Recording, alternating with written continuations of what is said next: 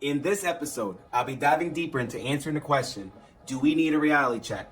Watch all the way to the end because the results may surprise you. Without further ado, my name is Jeremy Colon, and this is The Dark Side of Fitness, episode 42. Here's a quick reminder. Make sure to like this video and subscribe to my channel if you haven't already. I wish I looked as good as them. Comparison is a thief of joy, as they say, and nowhere has this become more apparent than on social media. Previous studies have found that spending time on Instagram can lead to negative effects on mental health in as little as 7 minutes. But as it turns out, seeing reality check comments on Instagram can actually lower body satisfaction, according to a study of 192 undergraduate women at Flinders University.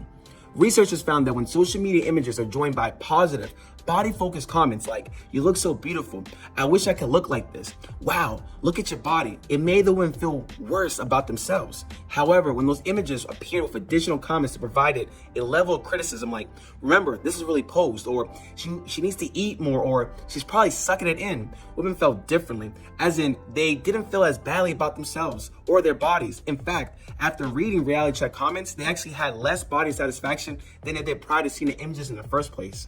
Here are some coaching takeaways to help with this. Number 1, conduct a social media audit. The study author's advice here: women should be encouraged to seek out and view accounts that post reality check comments that challenge unrealistic and unhealthy beauty ideals.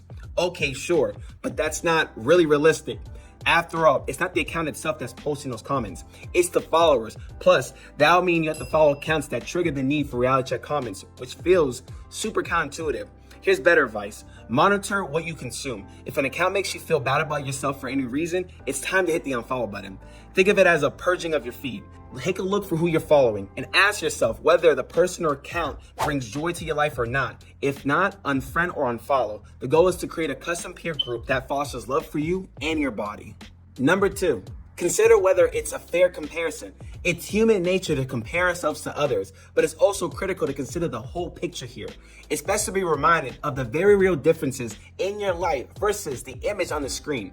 This will help you build self-compassion and confidence for yourself. If the images or even real-life comparison are making you feel bad about yourselves, it's time to do your own reality check. Here are just a few basic examples to ask yourself. And I also want to note here that every individual has a unique experience that is either making or shaping the reality. And I also know that everybody is facing a battle that we know nothing about. So here's some questions to ask yourself in the back of your mind. Is this person your age or 10 years younger? Do they have partners, kids, or other relatives that they're responsible for? Do they have a full-time job? Also, is their full-time job posting on social media? Have they faced injuries or setbacks recently that would impact their ability to stay in shape? How many pictures do you think they took to get that one that they just posted? Number 3, be careful about criticisms. In the study, the reality check comments spoke to the unattainability or unrealistic nature of an image. For instance, how the woman was posed or the filter she used, but some also directly address the thinness of the woman pictured. The study authors cautioned this: while this accurately reflects their usage on Instagram, care needs to be taken not to engage in what has become called as skinny shaming, where a visibly thin person is criticized or even embarrassed for their appearance, while it might feel like it's helping someone feel better about themselves. Appearance-based teasing from whatever source is known to be detrimental to women's body image and self-worth.